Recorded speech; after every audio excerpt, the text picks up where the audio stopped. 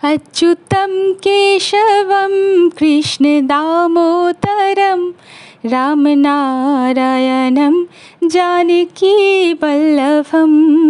कौन कहता है भगवान खाते नहीं, वीर शबरी के जैसे खिलाते नहीं। आज की जन्माष्टमी, তাই ভাবলাম সবার জন্মাষ্টমীতে মানে শ্রীকৃষ্ণের প্রিয় যেটা তালের বড়া, সেই একটু করে ভোগ দেব। তো আমি যে তালটা নিয়ে এসেছিলাম কালকে, সেটা ছাড়ানোর পর দেখি সেটা একদম খারাপ। তারপর আবার হাজব্যান্ডকে পাঠালাম, বৃষ্টির মধ্যে ভিজে ভিজে একটা তাল নিয়ে এলো, সে তালটা দেখছি ভালো। এবার এটা ছাড়িয়ে আজকে, আর সবথেকে বড় কথা, আমি প্রথমবার তালের বড়া করব। মানে আমি যখন ছত্তিশগড়ে থাকতাম, ওখানে বাজারে তো এই সমস্ত তাল পাওয়া যেত না। মানে ওখানে তাল শাঁসও কোনো দিন পাওয়া যেত না, তাল তো পাওয়াই যেত না। আর এটার বড়া হয় সেটাও কেউ জানতো না। তা যাই হোক, আমি এতদিন প্রায় আমার 28 থেকে 30 বছর ওদিকে মধ্যপ্রদেশ ছত্তিশগড়ে কেটেছে, তো এতদিন তো আমি কিচ্ছু পাইনি, আর জন্মাষ্টমীর সময় কোনো দিন আসাও হতো না। তো যাই হোক, এবছর আমি দুর্গাপুরে আছি, তো চেষ্টা করছি যেরকম মাকে দেখেছিলাম করতে। সেই মায়ের কাছে ছোটোবেলায় দুপুরবেলা মা উনুন জেলে তাল রান্না করতো, তখন আমাদের সবারই খাওয়া দাওয়া হয়ে গেলে সমস্ত জোগাড় জাগাড় করতো, দুপুরবেলায় উনুনে কয়লা দিয়ে রেখে দিত। সেই স্মৃতিটাই এখনও আছে আমার। তারপরে আর তালের বড়া খাওয়া হয়নি, তো এবার নিজে বানিয়ে খাবো ভাবছি। তো দেখি, মার সঙ্গেও একটু কথা বলে নিলাম যে কীভাবে বড়াটা বানাতে হয়। যাই হোক, আজকাল ইউটিউবের দৌলতে কোনো কিছুর আর অসুবিধা হয় না, তো একটুখানি দেখে নিয়েছি কায়দাটা। তবে তাল ঘষার জন্য আমাদের বাড়িতে সেই বেতের ঝুড়ি, যেগুলোতে সবজিপাতি রাখা হতো, সেইগুলো ইউজ করা হতো। আমার কাছে তো সেসব নেই, এখন ভাবছি তালটা ঘষবো কিসে। এবার আমি একটা নিয়েছি, আমার কাছে মেটালের যে ছাঁকনিটা ছিল, সেইটাতে প্রথমে সোজা করে চেষ্টা করলাম, হলো না। তার উল্টো দিকটা দিয়েই এখন ঘষার চেষ্টা করছি, তো মোটামুটি সাকসেসফুল হয়েছি। একটা আঁটি পুরো ঘষেছিলাম। তো দেখুন আমি কিভাবে বানাচ্ছি, আর বানানোটা ঠিক হচ্ছে কিনা সেটাও, যে কেউ যদি জানেন যে এই জায়গা এটা ঠিক হচ্ছে কি ভুল হচ্ছে, আমাকে অবশ্যই ধরিয়ে দেবেন যে কোন জায়গাটা করলে ঠিক করলে আরও ভালো হবে। তো খেতে অবশ্য খারাপ হয়নি খুব একটা। তো দেখুন কিভাবে বানাচ্ছি। তো তালের বড়াটা প্রায় হয়ে এসেছে। দুটো আঁটি ছিল, তো একটা আঁটিই ঘষেছি আজকে। তো একা একা সব কিছু করা, মার সময় আমরা সবাই মিলে সাহায্য করে দিতাম। বাবা তালটা ঘষে দিত, তারপরে আমরা সঙ্গে যা দরকার হতো করে দিতাম, ছোটো ছিলাম। আর মা ওইটাকে মিক্সারটাকে তৈরি করতো, মিক্সচারটাকে তৈরি করে বানাতো। তো যাই হোক, এখন সব কিছু একাই করতে হয়। তবে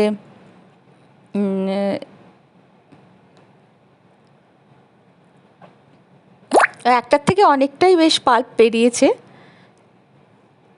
আরও ঘষলে ভালো করে, আরও ঘষলে হয়তো আরও বেরোতো। তো আমি এটাকে চেঁচে নিয়ে নিলাম মেজারমেন্টের জন্য। আমি দেখলাম কাপে করে নিয়ে কতটা হচ্ছে। তো পুরো 1 কাপই, টায় 1 কাপই হয়েছে এই তালের পাল্পটা। তো আমার সুবিধাই হলো, এই কাপটাই আমি মেজারমেন্টের জন্য ভেবে রেখেছিলাম। তো যাই হোক, 1 কাপ তালের পাল্প হয়েছে, আমি চেঁচে রেখে নিচ্ছি আগে।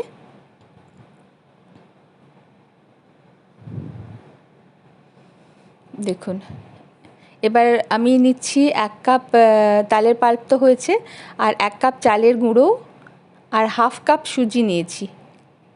সব কিছু আমি চেলে নিয়েছি একবার। আর 1 কাপ নিয়েছি গমের আটা, আর 1 কাপ দুধ। আমি ময়দা দিচ্ছি না, আর বানাবো আমি গুড় দিয়ে, চিনি দেবো না।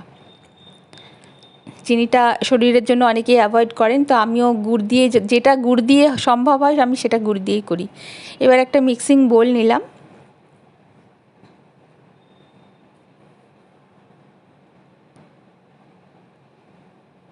এর মধ্যে তালের পাল্পটা আগে দিয়ে দেব। ভালোই ঘষেছি বলুন। খুব একটা খারাপ হয়নি কাজকর্মগুলো। আর এর মধ্যে একটাও আঁশ নেই। আমাদের যেমন ওই ঝুড়িতে যখন ঘষা হতো তার গ্যাপগুলো বেশি বড় বড় থাকতো না, তার মধ্যে দিয়ে এই তালের আঁশগুলোও ঢুকে যেত, সেগুলো আবার খানিকটা ছেঁকে ছুঁকে ওটা ছাড়াতে হতো। আর এটাতে কি হলো, আঁশ ছাড়াই একেবারে স্মুথ হয়ে গেছে তালের পাল্পটা। প্রথমে গুড়টা এর মধ্যে দিলাম, কারণ গুড়টা গলতে টাইম লাগবে। তার মধ্যে দুধটা দিয়ে দিলাম, লিকুইডটা দিয়ে দিলে ওটা একটু একটু করে গলতে থাকবে। নাড়িয়ে নাড়িয়ে যতটা সম্ভব আমি খানিকটা গুড়টা মিশিয়ে নিলাম, তারপর খানিকক্ষণ রেখে দেবো যাতে গুড়টা গলে পুরো মিশে যায়।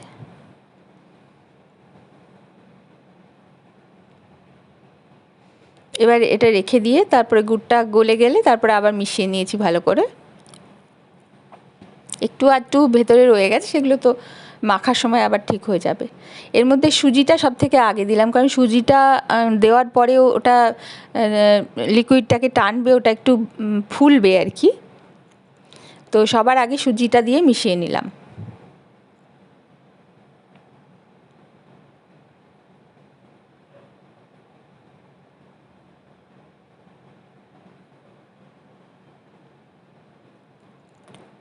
খুব ভালো করে মেশানো হয়ে গেলে তারপর দিলাম আমি আটাটা। এর মধ্যে নারকোল কোড়া দিলে আরও ভালো হয়, তবে আমার বরের আবার একটু অসুবিধা হয় নারকোলটা খেলেও। ওর দুটো জিনিসের প্রবলেম হচ্ছে দেখছি, ডিম আর নারকোল। তো আমি আর সেটা দিলাম না। ও খেয়ে খুব খুশি হয়েছে, ভালো হয়েছে বলেছে। প্রথমে বলল তুমি পারবে তো বানাতে, তারপরে দেখে টেকে বলছে হ্যাঁ বাবা বানিয়ে ফেলেছো, খেতেও ভালো হয়েছে। তো ওর মুখ থেকে শুনে আমার ভালো লাগলো। যাই হোক, এটা আটাটা পুরো মিশিয়ে নিলাম। দুধ দেওয়া হয়ে গেছে, গুড় দেওয়া হয়ে গেছে, আর সুজি দেওয়া হয়ে গেছে, আর আটাটাও দেওয়া হয়ে গেল। এটা এবার আমি খানিকক্ষণে প্রায় 8-10 মিনিটের জন্য ঢেকে রাখবো। সুজিটা পুরো দুধটাকে টানবে, ফুলবে, আটাটাও একটু সেট হবে, ততক্ষণে এটা আরেকটু ঠিক হয়ে যাবে।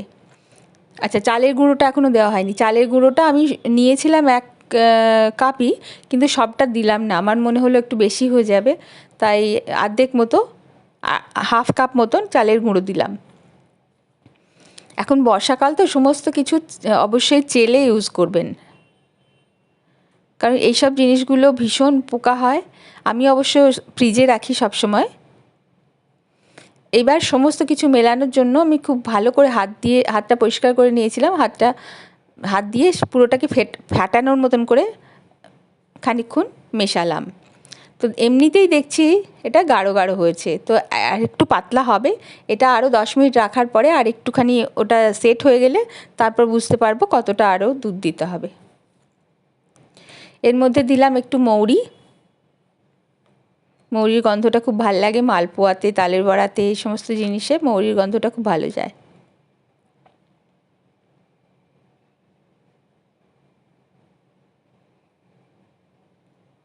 তারপরে দিলাম ছোটো এলাচ, 3টে ছোটো এলাচ ভেঙে আমি দিয়ে দিয়েছি। এটাকে আর গুঁড়ো করিনি বা থেঁতো করিনি, গোটা গোটাই দিয়ে দিয়েছি।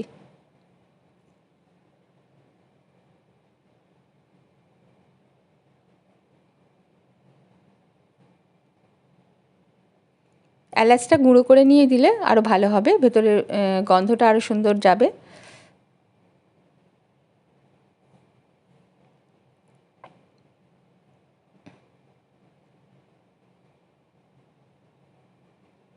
এবার সব এইগুলোকে একবার মিশিয়ে নিলাম।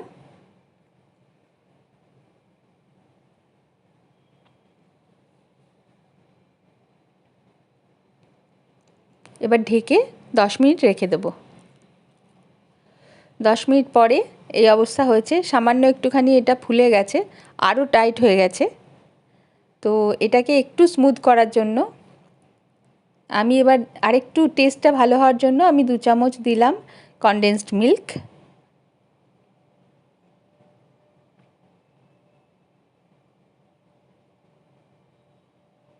কনডেন্স মিল্কটা দিলে একটু টেস্টটাও ভালো হয়। এতে অনেকে গুঁড়ো দুধও দেন, মানে মিল্ক পাউডার, সেটাও ভালো লাগবে খেতে। আর একটুখানি দুধ দিলাম।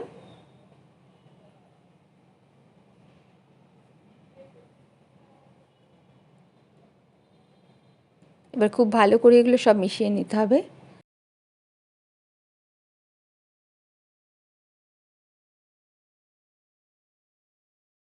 এইবার কনসিস্টেন্সিটা ঠিক লাগছে। তেলটা আগে থেকে গরম করতে দিয়ে রেখেছিলাম। এটা খুব ফুটন্ত তেলে তো হবে না, একদম কমিয়ে রেখেছি আমি। গরম হয়ে গেছে, দিয়ে একটা ছোট্ট ছেড়ে দেখলাম, ওটা সঙ্গে সঙ্গে ওপরে চলে এলো, তার মানে তেলটা খুব সুন্দর গরম হয়ে গেছে। এবার আমি একটা একটা করে বড়া ওর মধ্যে ছেড়ে ভেজে নেব।